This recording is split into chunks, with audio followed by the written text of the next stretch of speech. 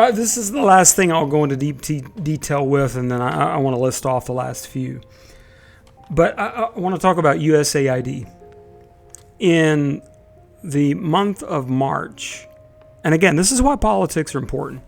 We need to know this. This is really important because our president was on every major network, every minor network, all over TV, all over the internet, and he gave a speech to the United States Congress and the U.S. Senate combined.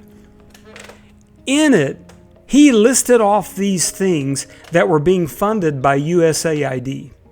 And they were intentionally named to play to a part of his base that is bigoted against people like transgender people or drag queens or gay people. And they said, there's a transgender transgender opera in Ireland that was completely funded by USAID. No, there wasn't. It did. The play happened, but not one federal dollar went to that event. Okay, I'll skip these details, but he listed off 25 or so things that was then put on a website. And all of these things were items that people would just go, oh, our money's going to that? That was the intended reaction, right? 2 days later, they deleted all of it from the website. You know why? Because none of it was true. Every single thing he claimed was a lie.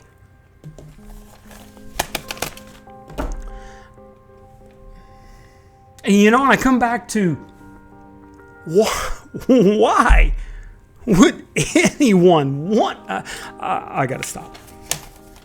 But here's why I'm bringing up USAID. Because one of the things that USAID did, because it's now been dismantled, and let's first go back about 25 years.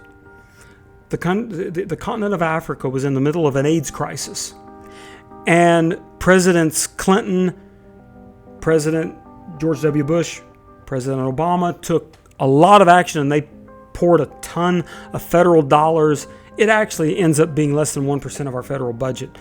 But it was a lot of money to stopping the AIDS crisis in Africa. And they were successful. Primarily through a drug called PEPFAR.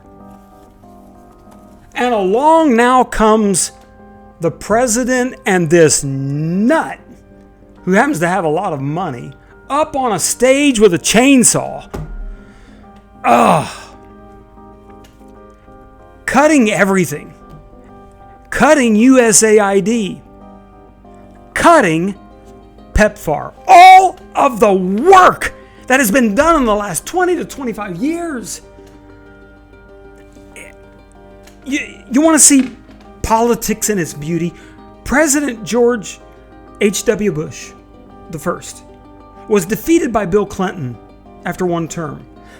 President Bush was devastated beyond anything I've ever heard of a president losing a presidential election. Barbara Bush tells how he would sit in his chair, quiet in the living room with no sound, and he would weep every day, sometimes for up to 2 hours. It devastated him. But George H.W. Bush believed in this program enough, believed in the health and welfare of our world enough, that he partnered with Bill Clinton, the guy that defeated him.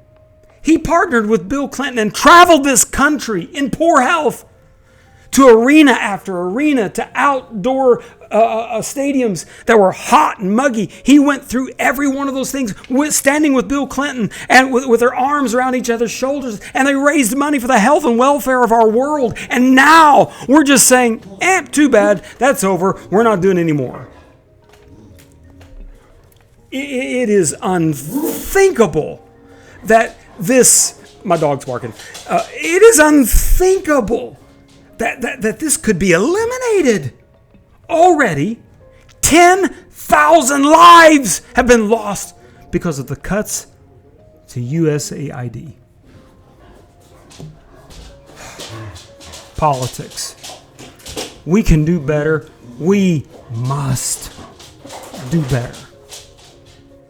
John Lennon, you may say I'm a dreamer. And maybe I am when it comes to this subject, but I dream someday again of a day when opposing political people can stand arm in arm and do something for the greater good.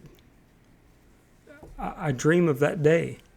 I dream of another Bill Clinton, George H.W. Bush thing where, not them of course, but two others that do something for the good of the world. I want to see that again. And certainly politics in the past, I'm not going to say that it was perfect then. I mean, goodness, in our political history, we have a vice president that shot it out with, I mean, they had a gun duel. I guess we could actually say we've gotten a little bit better. But recently, it's rough, and I believe it can be better. I'm bothered by Christians who go to a church and hear sermons about Trump, and they do their bumper stickers, and they're all into the Trump thing, and they talk about taking the gospel of Christ to the world. We're going deep into Africa with salvation. And they talk about this like they're doing something that's great, grand, and noble, while at the same time supporting a president who is literally causing death and destruction on that continent. And it won't end on that continent. It will go outside the continent. It will head north. It will go up into the Middle East. It will go outwards from there. And if this isn't stopped, if someone doesn't come along with enough sense,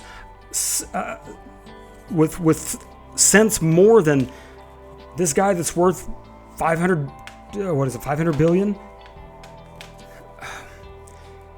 if we don't correct this,